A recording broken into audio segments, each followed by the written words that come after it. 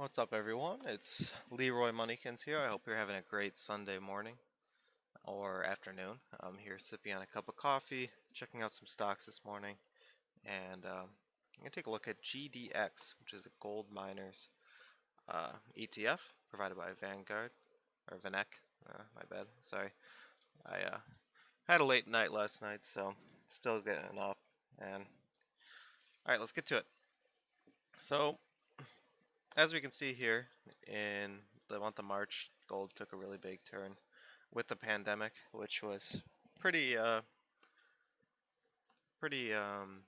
guess, predictable, considering almost everything did. It kind of took the exact same pathway as silver, where we had a big drop and then seeing all new highs that we hadn't seen in years. If you can see, gold is almost as high as it was in 2013 and now in 2021, so it is quite something.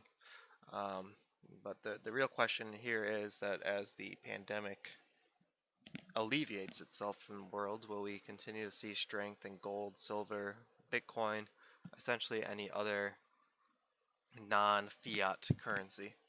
Uh, so gold has done pretty well since it hit its high. It's kind of held on quite strong, though we aren't really seeing any push for a breakthrough yet.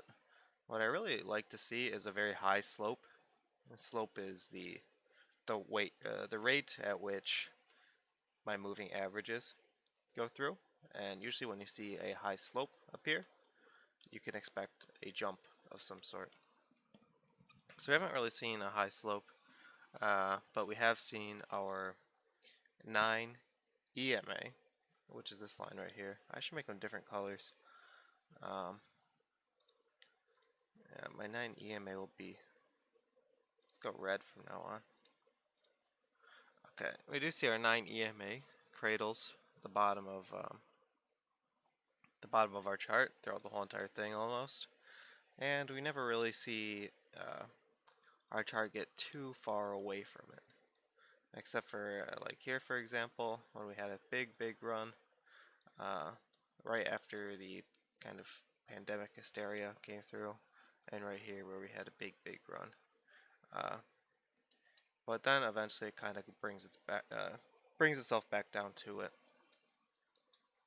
Oh, by the way, I'm using Heiken-Ashi bars. So where are we at right now? I think gold. Honestly, I don't think it's holding up that well.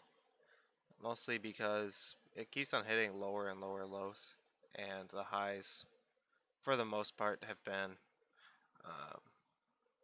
lower or not significantly higher than the previous high. As you can see, last time we hit this high of 44 in August, came back down really fast, 40, but 43, we go down again, 39.66, up again to 43, down again to 38, and so forth. So I don't think gold is holding on that strong, and I believe this does look kind of weak. One thing I would look for is maybe a short entry at $37. Maybe we will push this high again, though I'm actually pretty uncertain that will happen. I tend to follow the trend, and I follow monthly trends and daily trends and weekly trends. I don't follow yearly trends. But if we look at it from month to month, where we cut out everything right there and just look at it from this space, the trend is obviously downward. And I think that we want to look for positions where we enter on a short side and we don't get caught trying to chase something that's never going to happen. But the caveat to this is that you got to trade smart, and if something does happen that I consider unlikely, remember that when we trade based off of likelihoods. We don't want to be on the wrong side of that. We want to exit. So, yeah, I would look for some short entries. I don't really tell people where to because I can't hit exact price matches on anything. I mean, it depends on the minute, it depends on the hour, it depends on the day. Look for short positions where you think it would be a good idea to short this ETF. Have a good one.